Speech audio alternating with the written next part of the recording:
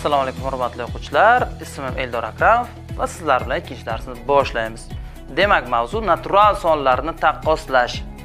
Xo'p, natural sonlarni taqqoslash degani nima degani? Birinchi navbatda shu narsani tushuntirib o'taman. Tasavvur qiling, sizda 20 ta kitob bor. O'rtog'ingizda esa 35 ta kitob bor. Xo'p, kimda kitob ko'proq? Shu natural sonlarni taqqoslash, ya'ni qaysi son katta ekanligini yoki qaysi son kichik ekanligini aniqlash bu taqqoslash deyiladi. Demak, biz esa ko'p xonali sonlarni taqqoslashni o'rganamiz.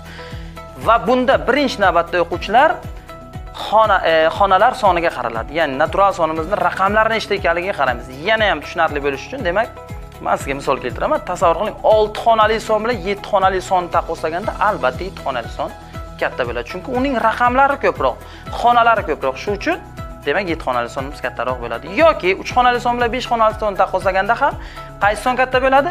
5 xonali son katta bo'ladi. Nima uchun? Chunki 5 xonali sonimizning xonalari ko'proq, raqamlari ko'proq.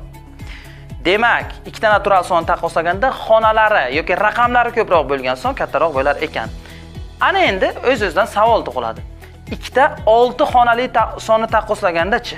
Ya'ni raqamlari bir xil bo'lsa-chi?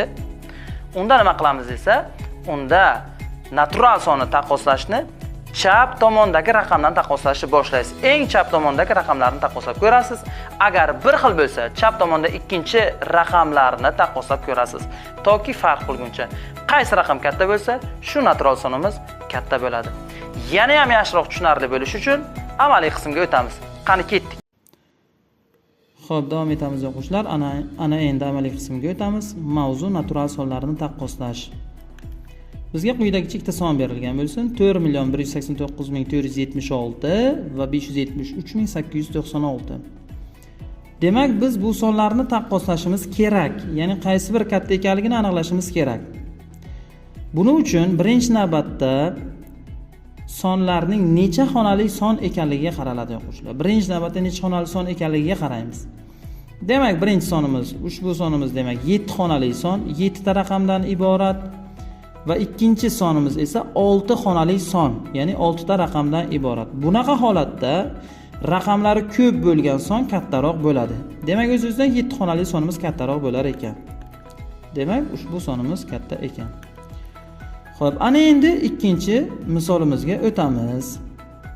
Bunda ham sonning necha xonali son ekanligiga qaraymiz. Demak, birinchi sonimiz 839.256, demak 6 xonali son va ikkinchi sonimiz 94.768, bu 5 xonali son. Demak, o'z-o'zidan 6 xonali son va 5 xonali sonni taqqoslasak, 6 xonali son kattaroq bo'lar ekan. Chunki buning xonalari ko'proq.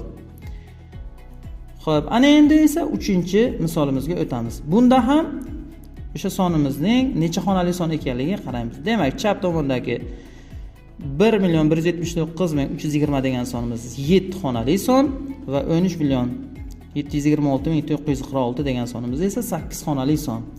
7 xonali va 8 xonali sonda albatta 8 xonali sonimiz kattaroq bo'ladi. Chunki buning xonalari ko'proq. Xo'p, o'quvchilar, ana endi tushunarli bo'layotgan bo'lsa, keyingi misollarga o'tamiz. Mana demak bu yerda o'sha yuqorida aytgan qoidamiz keltirib o'tilgan.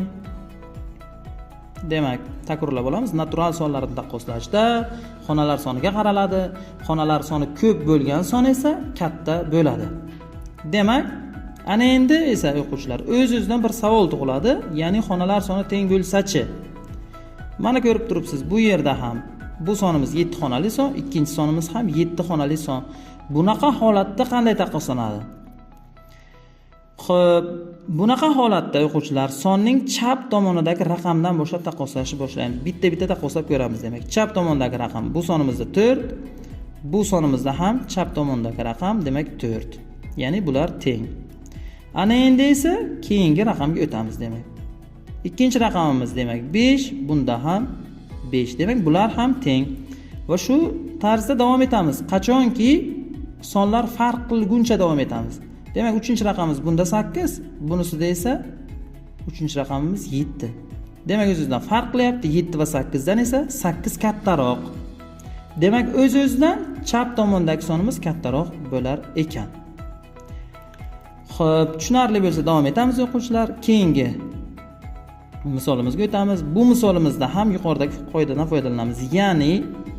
Ya'ni bunda ham ko'rib turibsiz, bu 6 xonali son. Ikkinchi sonimiz ham 6 xonali son. Demak, bularning raqamlari teng. Xonalar soni teng demak.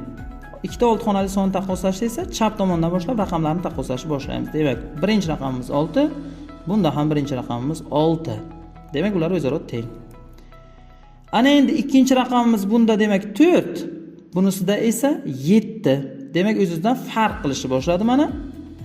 Xo'p, bunda nima bo'ladi? 4 bilan 7 dan 7 katta bo'lganligi uchun o'ng tomondagi sonimiz kattaroq bo'ladi. Xo'p, o'quvchilar, ana endi navbatdagi misolimizga o'tamiz. Bunda ham ko'rib turibsiz, demak, 6 xonali son birinchi sonimiz, ikkinchi sonimiz ham 6 xonali son.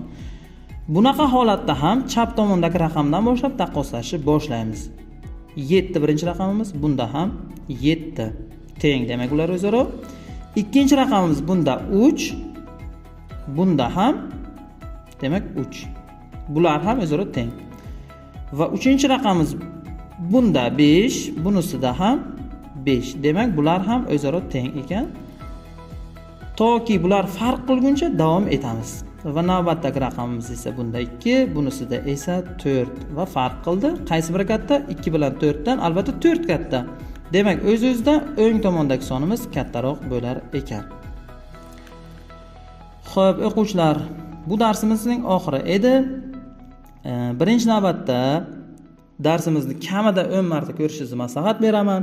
Shunda ham qanaqadir savollar tug'iladigan bo'lsa, ushbu raqamga Telegram orqali savollaringizni yo'llashingiz mumkin va barcha savollaringizga javob berishga harakat qilib ko'raman. Siz bilan Buxoro matematika maktabi va Eldor Akramov bo'ldi. Keyingi darslarda ko'rishguncha